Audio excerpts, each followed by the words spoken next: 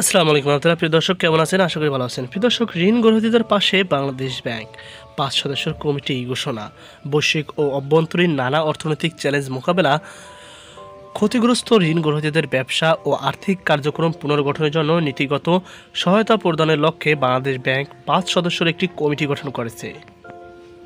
কর্তৃপক্ষ জানিয়েছে, চলমান বৈশ্বিক ও অভ্যন্তরীণ অনিশ্চয়তার মধ্যে ব্যাংকিং খাতকে স্থিতিশীল রাখা এবং অর্থনৈতিক কর্মকাণ্ড টিকিয়ে রাখার লক্ষ্যেই এই উদ্যোগ নেওয়া হয়েছে।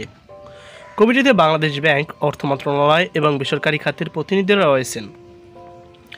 বাংলাদেশ ব্যাংকের অফসাইট সুপারভিশন বিভাগের নির্বাহী পরিচালক মেজবাহ উল হকের সভাপতিত্বে এই কমিটি গঠিত হয়েছে।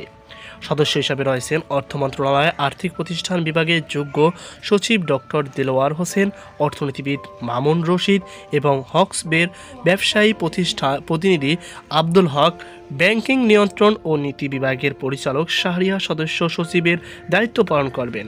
কোভিড-19 মহামারী, রাশিয়া ইউক্রেন যুদ্ধ, বৈশ্বিক অর্থনৈতিক মন্দা, বন্যা এবং রাজনৈতিক অস্থিরতা সহ নিয়ন্ত্রণের বাইরে নানা কারণে বাংলাদেশের অনেক ব্যবসা প্রতিষ্ঠান আর্থিকভাবে ক্ষতিগ্রস্ত হয়েছে।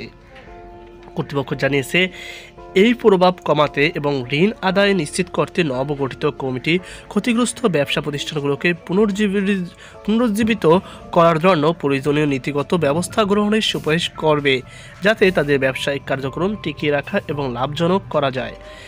নির্বাচন কমিটির মূল্যায়ন করবে যে ঋণ গ্রহীতাদের কি আসলেই নিয়ন্ত্রণের বাইরে পরিস্থিতির কারণে ক্ষতিগ্রস্ত হয়েছে কিনা।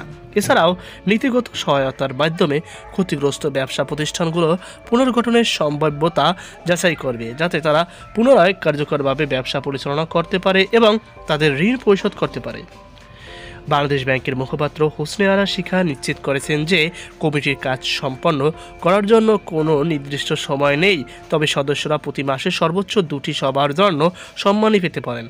শিখা আরও জানান, 50 কোটি টাকা বা তার বেশি ঋণ যা বৈদেশিক অর্থনৈতিক কারণে শ্রেণীবদ্ধ করা হয়েছে সেগুলো এই কমিটিতে আওতাভুক্ত। কমিটির সুপারিশগুলো ব্যবসায়িক স্থিতিশীলতা পুনরুদ্ধার এবং ব্যাংকিং খাতে আর্থিক স্থিতিশীলতা বৃদ্ধির জন্য নীতিভিত্তিক সমাধানের উপর কেন্দ্রীভূত হবে। তো প্রিয় দর্শক, এই ছিল আমার সর্বশেষ আপডেট। সকল বার্তা আজকে পর্যন্ত। আল্লাহ হাফেজ।